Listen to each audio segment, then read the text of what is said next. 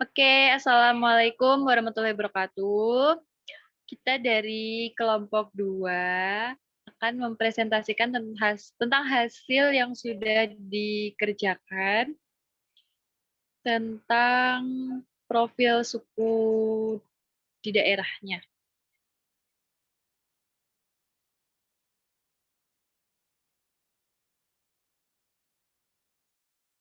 Oke, untuk profil kali ini yaitu profil sosiologi suku Dayak dari Kalimantan yang akan dibacakan oleh Linda Sintawati.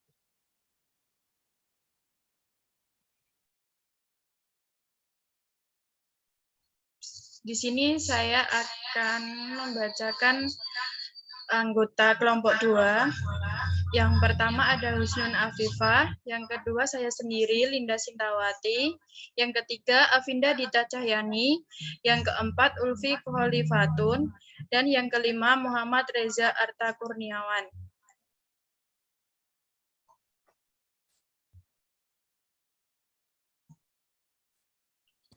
Deskripsi dan asal-usul suku Dayak.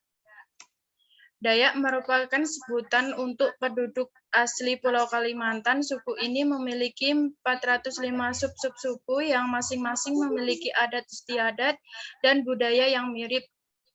Suku Dayak berasal dari Kalimantan, namun tersebar hingga ke Sabah dan Sarawak, Malaysia.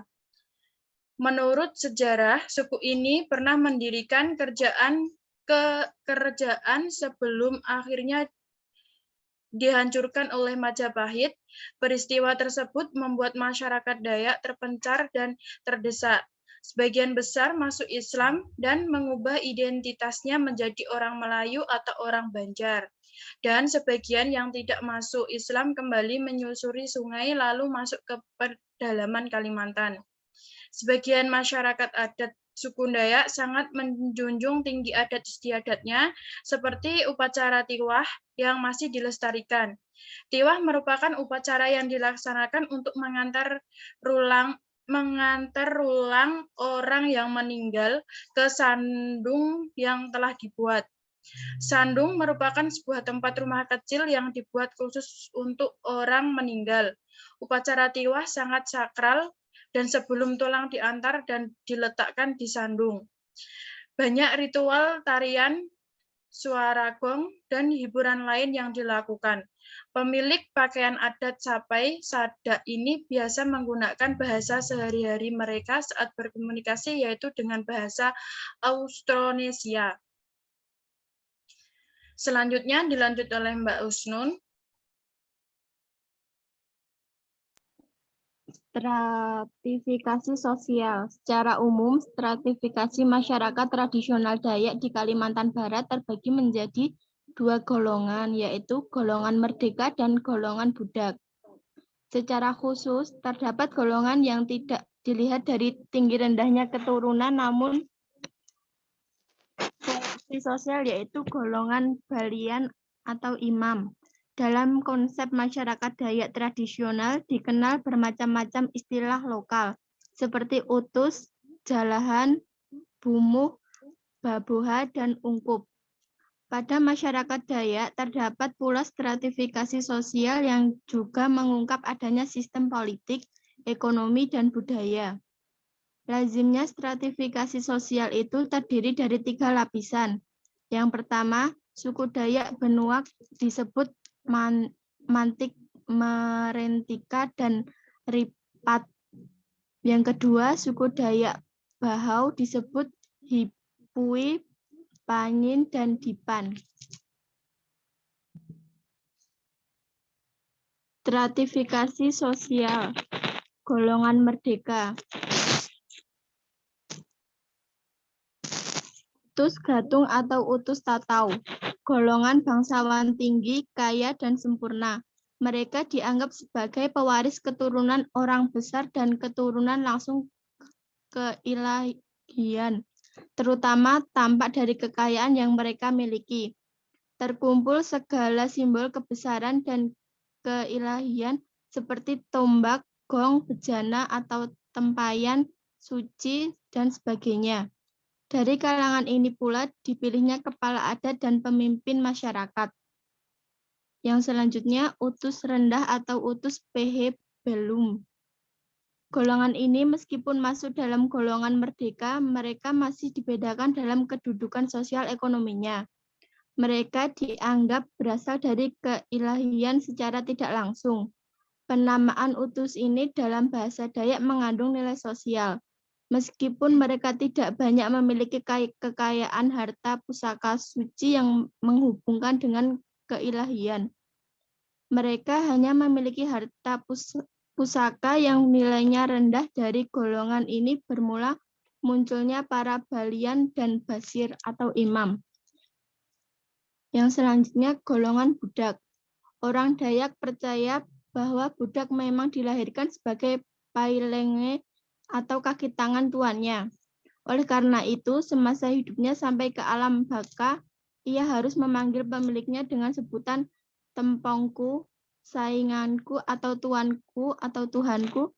Mereka yang tidak boleh dilarang mendirikan rumah di dalam kampung, melainkan di daerah perbatasan kampung atau di dalam hutan sekitar kampung. Rewar, budak yang secara turun-temurun menjadi kepunyaan tuannya. Menurut adat, golongan rewar adalah mereka yang muncul akibat hukuman terhadap pelanggaran-pelanggaran adat yang berat dan kalah perang. Dipen, budak akibat utang. Dipen akan kembali bebas setelah ia dapat membayar utangnya dan akan dikembalikan segala hak dan kewajibannya sebagai seorang merdeka.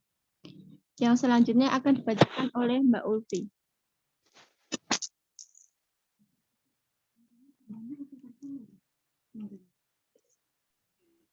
Selanjutnya ada stratifikasi sosial atau Dayak Bahau. Yang pertama ada Dayak Bahau. Pada masyarakat Dayak Bahau dengan adanya sebutan Hipu yang merupakan kepala adat, Hipu ini dibantu oleh beberapa penggawa yang sesungguhnya merupakan dewan pengambil keputusan. Selain itu, terdapat pula hukang yang berperan sebagai penghubung antara hipui penggawa dengan ayat dalek panyin. Sedangkan yang dimaksud ayat dalek adalah orang-orang yang memegang kekuasaan di tingkat dalek atau sekelompok keluarga dalam himpunan pemukiman ladang. Para ayat dalek sangat berperan dalam kehidupan sehari-hari karena mereka yang berhubungan langsung dengan masyarakat atau panyin. Yang kedua ada Dayak Benuak. Masyarakat adat Dayak Benuak juga mengenal kelembagaan adat yang terdiri dari martik, penggapit penggawa, monok, dan tuhak pokat. Sejak mula masyarakat Dayak Benuak tidak mengenal istilah kepala adat. Istilah tersebut menurut para tetua adat justru berasal dari pemerintah untuk mengganti istilah mantik.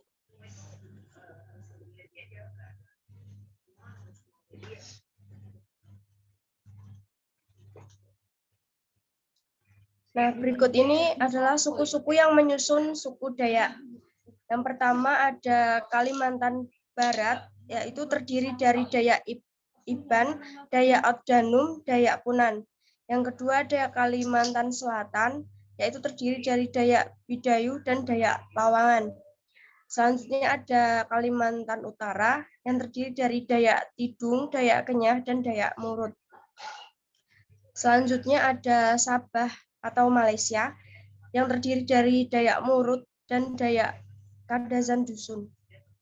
Selanjutnya ada Kalimantan Tengah yang terdiri dari Dayak Ngaju dan Dayak Maayan. Nah, selanjutnya Kalimantan Timur yang terdiri dari Dayak Kutai dan Dayak Pasir. Nah, yang terakhir ada Sarawak atau Malaysia yang terdiri Dayak Iban dan Dayak Melanau. Next. Nah, berikut ada fakta suku Dayak. Yang pertama ada rumah adat. Rumah adat atau suku Dayak dikenal dengan nama rumah betang. Arsitektur rumah adat tersebut hampir sama seperti rumah panggung yang memiliki ketinggian hampir 5 meter dari permukaan tanah. Nah, selanjutnya ada gadis. Nah, gadis suku Dayak ini terkenal akan kecantikannya, bahkan beberapa orang parah seperti orang Tionghoa. Nah, selanjutnya ada ciri khas. Nah, ciri khas suku Dayak ini merupakan tato di tubuh yang juga disebut tutang atau tato milik suku Dayak yang memiliki makna yang erat dengan kejadian dan tujuan sehingga tak dibuat sembarangan. Nah, selanjutnya akan dibacakan oleh teman saya, yaitu Reza Arta. Yang keempat, budaya. Kebudayaan suku Dayak kental akan tari-tarian. Ada 3 tarian yang biasa dilakukan, yakni tari hudok, leleng, dan kancet, papatai. Ketiga tarian itu memiliki tujuan berbeda-beda. Misalnya setelah menanam padi, yakni tari hudok.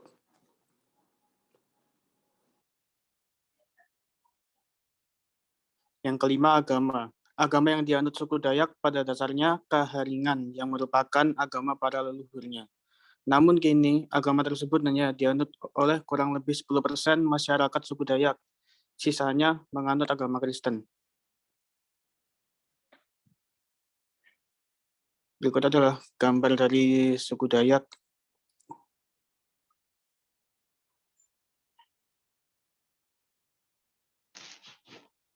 Baik, sekian presentasi dari kelompok 2. Apabila ada kesalahan, mohon dimaafkan. Kita tutup. Wabillahi taufik walhidayah. Wassalamualaikum warahmatullahi wabarakatuh.